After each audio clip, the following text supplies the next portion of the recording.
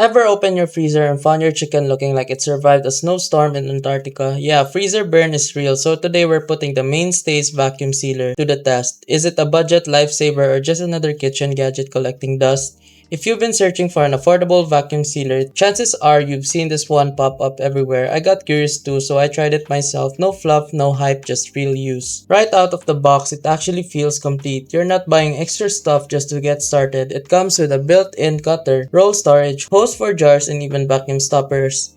And I'll be honest, I didn't expect that at this price level.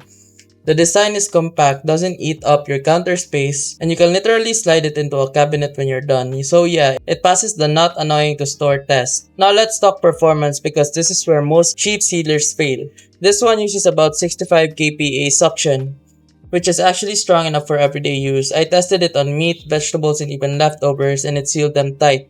No air pockets, no weird leaks. Food stayed fresh noticeably longer, especially in the freezer. But here's what I liked most. The dry and moist modes actually make a difference. You don't need to guess settings. It adjusts automatically. There's also a pulse mode which is surprisingly useful. If you've ever crushed bread or soft food with a vacuum sealer, you'll appreciate this. You control the pressure yourself, and the seal only mode, perfect for chips, cereal, or basically anything you regret opening at midnight. Now let's be real, it's not perfect. It's not as fast or as powerful as high-end models, and if you're sealing large batches daily, you might feel the difference.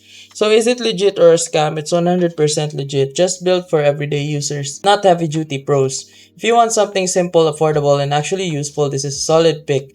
But if you're running a food business, you might want something stronger. Now you know, no more freezer disasters. And remember, if this video helped you fix something or saved you from wasting money, here's an easy way to support the channel.